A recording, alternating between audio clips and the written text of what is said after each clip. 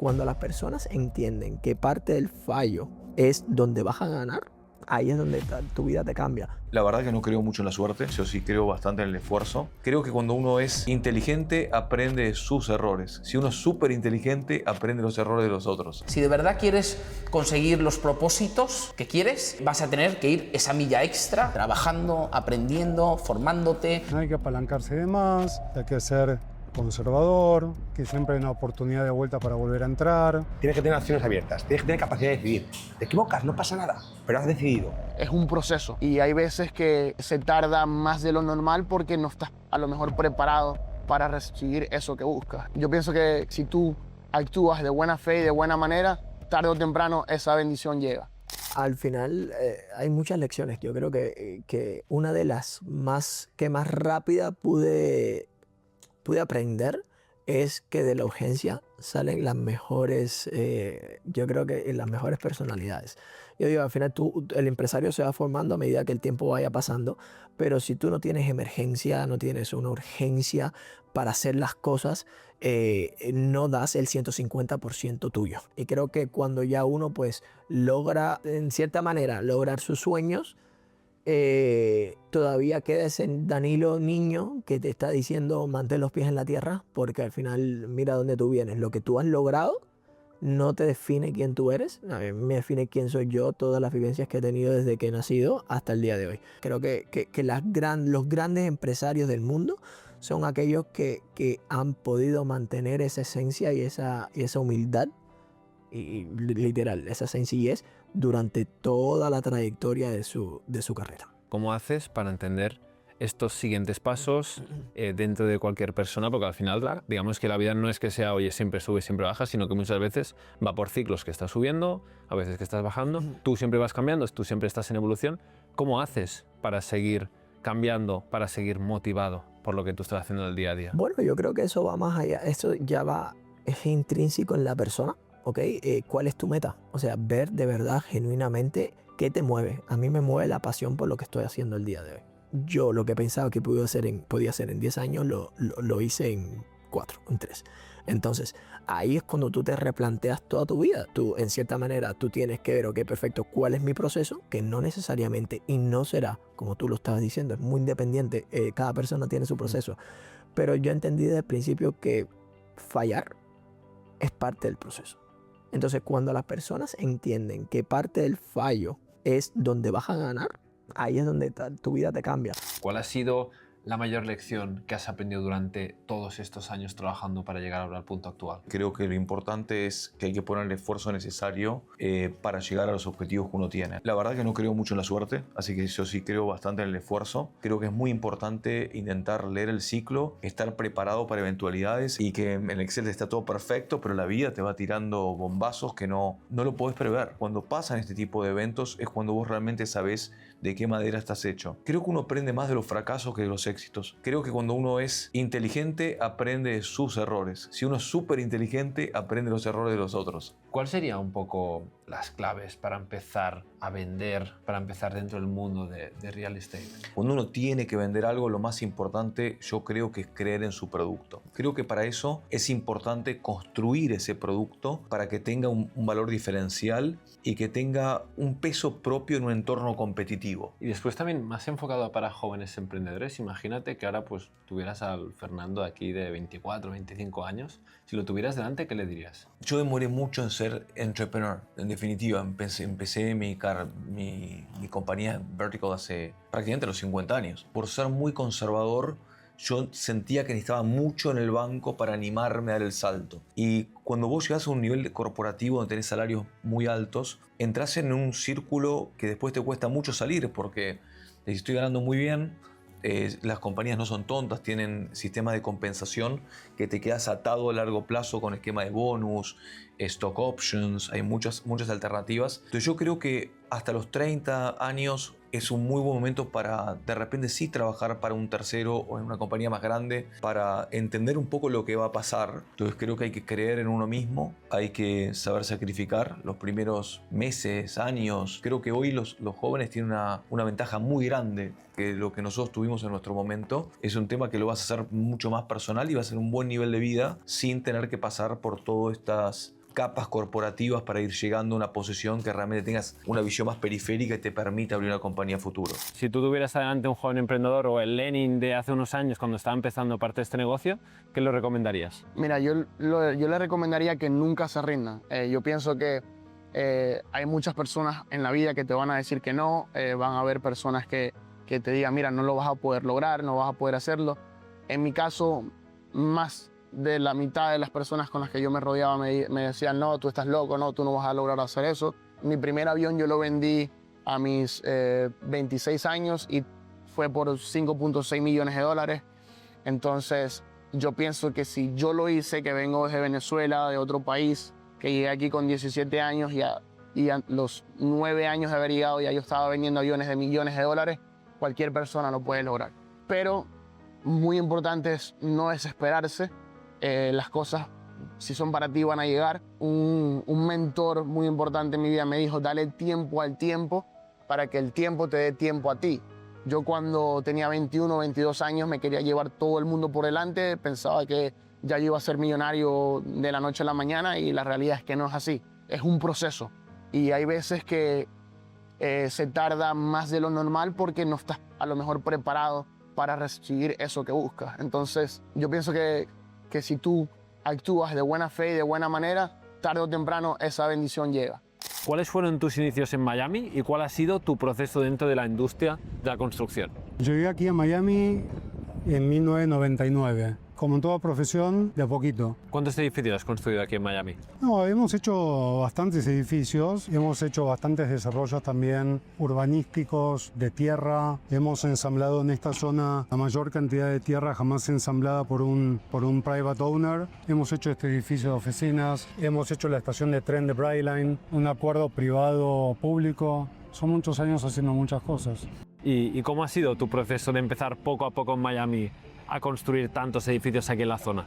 Empecé transaccionando oportunidades de real estate hasta que pude juntar un capital. Es muy importante escuchar los consejos, ¿no? Y sobre todo esos que son tan populares. Que compres cuando todos venden y que vendas cuando todos compran. ¿Cómo ha sido o qué consejo darías, por ejemplo, de cara a jóvenes emprendedores? ¿De cuál ha sido tu trayectoria jugando con esta deuda para adquirir más terrenos? Que nunca tomes más deuda que la que puedas levantar si viene un mal momento.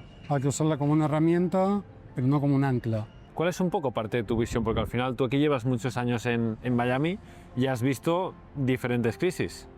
La del 2001, la del 2008, ahora también con la parte del COVID. Que la crisis es una oportunidad.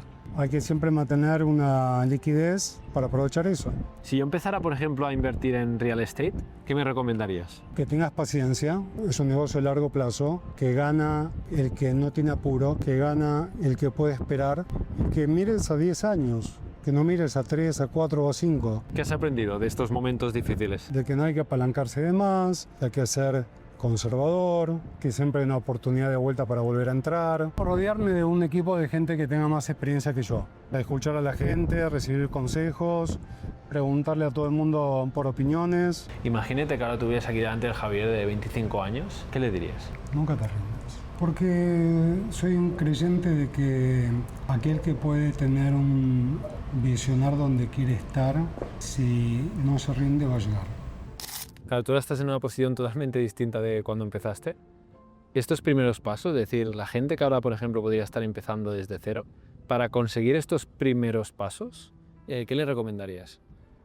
Los primeros pasos siempre, pues para mí, tienes que echar para adelante, cueste lo que cueste, hay que trabajar muchas horas. Yo me acuerdo al principio, te levantabas a las 7 o a las 8 y trabajabas hasta que terminabas todo, ¿no? Y al principio tienes que hacer una buena cultura de equipo, ¿no? Es decir, si cuando vas escalando la empresa poniendo equipo comercial, pues los primeros 3 o 5 personas son clave porque son los que van a hacer los cimientos de la empresa, ¿no? Es decir, yo siempre he dicho pues, que vean al fundador o al dueño pues que trabaja, que hace todo, ¿no? Que hace todo, que les puede explicar, que vayas con ellos y cierres cuentas. Es decir, hace que al final el resto del equipo se anime a cerrar cosas y poco a poco pues vas escalando, ¿no? Yo y Víctor, una cosa en el canal que siempre digo es que al final para mí son 3 valores, es trabajo, disciplina y paciencia, porque al final obviamente puede ser que otros factores también influyan, como puede ser la suerte, pero para mí son 3 innegociables que ha sido un poco, pues bueno, desde los 18 años hasta ahora con 25, pues siempre lo que me he ido creyendo y yendo aterrizando. Y ahora es una cosa que también quiero cada vez mejorar un poco más, es como que con el viaje, por ejemplo, de Dubái, con el viaje de aquí a Miami, es como que yo vengo aquí y me doy cuenta y digo, hostia, a ver, estás haciendo bien, pero es como que aún no sabes soñar, ¿sabes? Sí. No estás soñando lo suficientemente grande. ¿Qué me recomendarías? Porque es que, es decir, sé que es algo complicado de decir, Sí, pero sí. es como que, hostia, estoy soñando realmente grande, porque después cuando vuelvo de un viaje así digo, hostia, no tienes ni idea de lo que estás haciendo. No, yo pienso que al final en todos los niveles tú puedes crecer. Sí que tienes ciudades como Miami o Dubái. Realmente en el mundo pues puedes soñar mucho o puedes soñar poco. Al final aquí tanto ves hay barcos de 1 millón como hay barcos de 500 millones. ¿no? Es decir, como digo, siempre hay alguien que va a tener algo más grande. Pero al final soñar pues es que ponte una meta un poco con lo que tú necesitas. Y al final hay un punto, yo siempre digo que hay un punto que cuando llegas a ese punto tampoco necesitas a veces llegar tanto más, ¿no? Es decir, tienes que tener una balanza entre la vida y el dinero, ¿no? Es que hay veces que, por decir, si eres capaz de generar 1 millón al año de beneficio, aunque generes 10, el que genera 10 y el que genera 1, la vida va a ser muy parecida, ¿no? Yo creo que hay un gran trabajo interno de mucho papel y boli, de rascar, Sí, sí. de ver qué es lo que tú quieres y entender, porque al final esto, no, como dices tú, no va tanto de comparar, sino entender qué es lo que tú quieres y en qué dirección quieres ir. Claro, sí, lo cierto es una realidad, muy pocos años lo que tú has creado y lo que has construido, pero al final es un poco la metáfora del agua caliente y el agua fría, de que muchas veces tiene que salir agua fría antes para que el agua caliente salga después. En mi caso fue así, yo tuve que tocar fondo en mi vida, pero como digo, yo con 24 años renací, me empecé a marcar nuevos proyectos, nuevos límites y así pasito a pasito y hay que seguir, el camino. Work hard, be ambitious. Sky is the limit. ¿Por qué? El cielo es el límite, tú te marcas tus propios límites. Tú crees que llegas hasta aquí, vas a llegar hasta aquí. Si tú crees que llegas hasta aquí, vas a llegar hasta allá. Te lo marcas tú.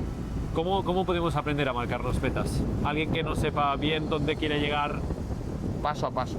¿Cómo llevas tú, por ejemplo, la gestión de la incertidumbre? Tú en proyectos, entiendo, de real estate, pues muchas veces pues, no, los plazos no cumplen, entiendo que estrés, no saber cómo tirar para adelante, son cosas que al final no dependen de ti. ¿Cómo llevas tú esta gestión? Te parecerá es verdad, pero es lo que mejor llevo o lo que mejor me caracteriza, ¿no? Porque no sé estar en área de confort. Entiendo que el crecimiento se basa en esa instabilidad, ¿no? En ese qué va a pasar mañana, el easy. Yo sin el easy no puedo, o sea... ¿Pero por qué? Es decir, ¿qué es el motor interno de motivación que te hace como el buscarlo? Yo que creo que el objetivo, el propósito, tiene que ser una carrera continua, o sea, es algo que no sea, que te puedas acercar, pero que no es alcanzable. Porque cuando alcances, ya no te queda nada por hacer. Entonces, es como esto, si tú al final estás en confort, ¿qué te queda? O sea, una cosa es que vayas acomodando tu vida y vayas buscando cosas que te nutran, a más allá de... ¿no? Y otra cosa es que te levantes sin nada que hacer ese día. Y si siempre vas buscando metas, siempre vas buscando algo que te vaya motivando más, ¿cuál es tu fin? Al final el fin yo creo que es levantarme con ganas de hacer algo. Que a lo mejor el día de mañana es cuidar a mis nietos. Que no tiene por qué ser emprender, no tiene que ser hacer negocio. A lo mejor llega un momento que mis hijas me dan nietos y entonces resulta que lo que yo quiero ya es ser el mejor abuelo que se pueda, por lo cual me tengo que cuidar más para poder tener movilidad y cogerles en brazos.